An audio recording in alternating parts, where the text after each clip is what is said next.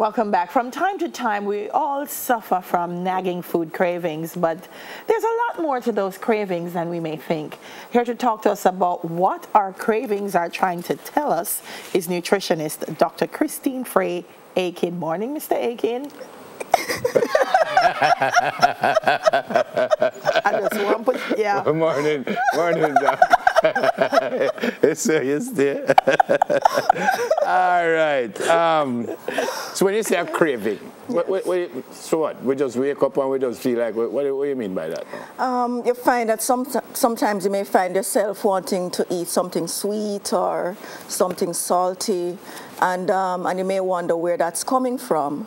And the interesting thing about it is that that article that even refers to that has not referred to the origin of it. And the origin of it is that you may decide to start this diet, and the diet is one that is either restrictive in calories or restrictive in cutting out starches or so on, and then you are always hungry. When you're always hungry, what happens is that the body undergoes what you call adaptive thermogenesis, and what that means is that it will try to work with the fewer calories that you're eating. And when that happens, you start to have these cravings. And then if you keep on, you're going on this diet, and for 2, 3, 4 days, your body is getting used to you eating this less amount of calories that is not enough, right? Then what is happening is that the body is going to now adapt to that. Okay. So it's going to be working at that lower level of calories. And then at some point, there's no way you can continue eating that way. So at some point, you're going to have to come back to normal. Okay. And that is when you start to gain the weight. So you have these cravings and all of that. So when it comes on to getting a new diet in order to lose weight or that kind of thing, it is best to have something that is filling to you. You can modify the foods that you like so that you can stick to it for life. And, you know, that is what we do as nutritionists and dietitians. No, because you're going to end up with a higher fat percentage and you're going to have a higher weight. All right. They've given us some specific foods and fruits and stuff. I don't know if it means anything. So the first one is chocolate. So if I'm craving chocolate, well, they say you're getting pregnant.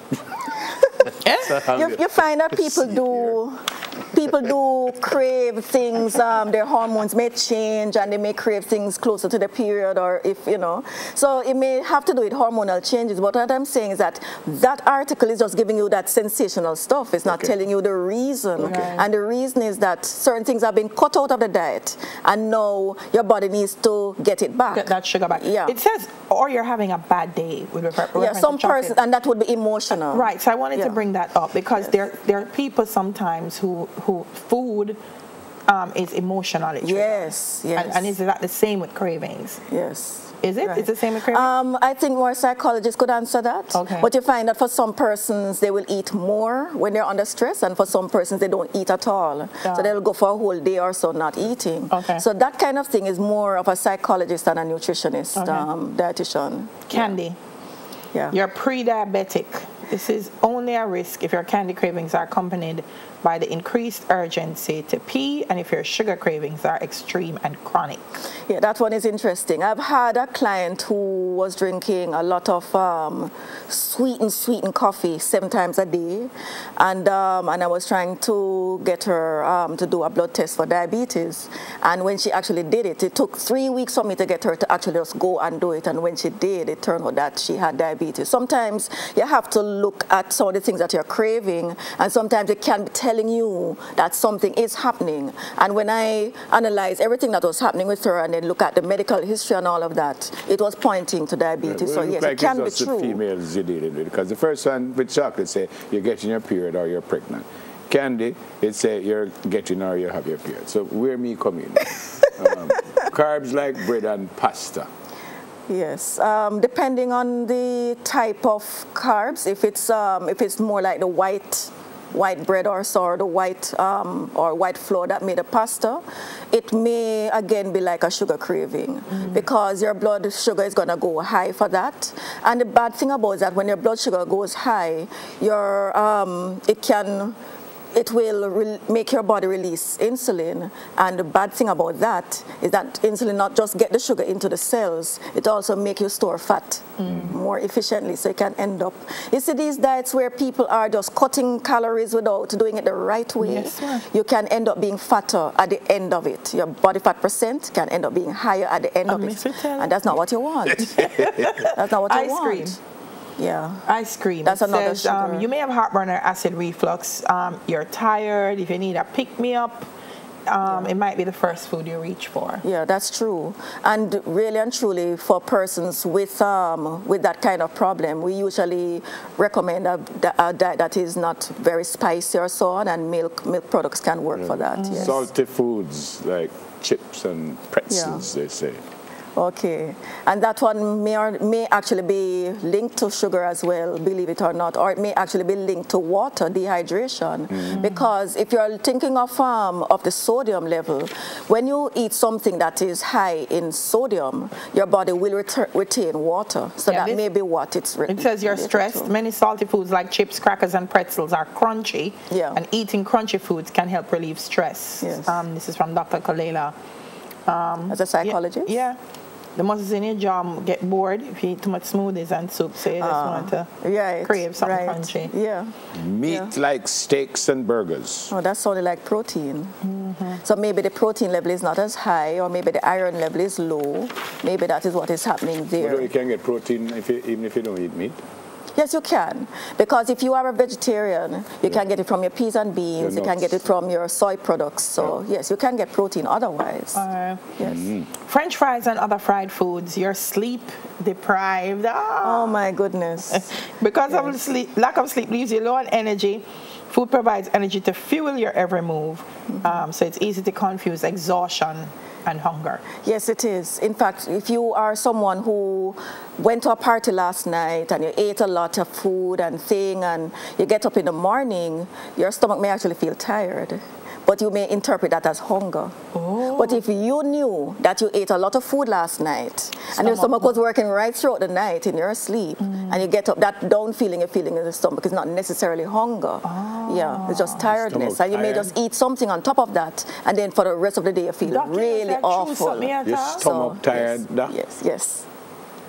You're not true. And you are interpreting that as hunger when you got up from your sleep. And you get up and you say, "Them never eat, but you eat right, so I'm still hungry." Right. It happens. Jeez. It happens.